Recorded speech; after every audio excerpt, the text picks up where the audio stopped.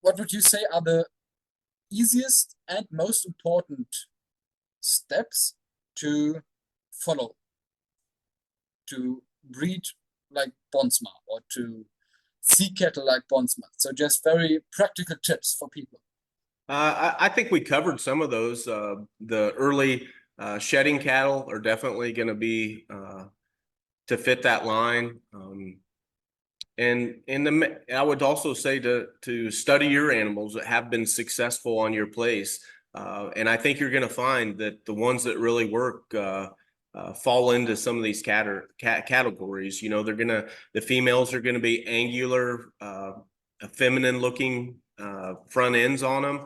The males will be uh, testosterone enhanced animals that have masculine fronts and a big crest on them.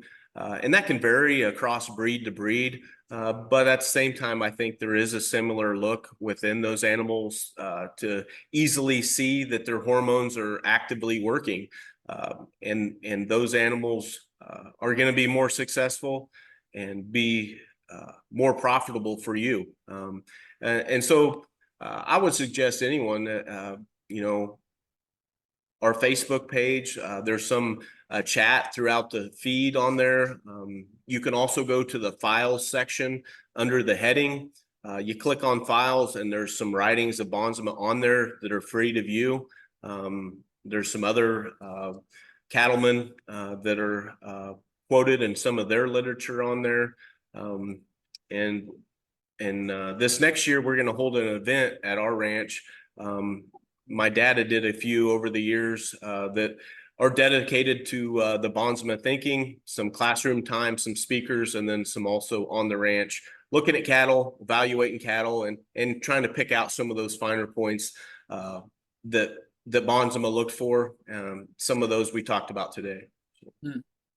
The Facebook group is actually great for me because you don't only hear or read things, you actually have pictures of cattle, pictures of cows, calves, and bulls, and people who mostly are extremely good breeders talk about them. So you can see it and visualize it for yourself. I've just by being in this group, I've learned quite a lot about breeding.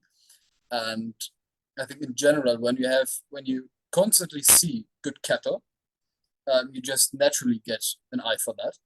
And that's probably the point why you said study your cattle. Right, right.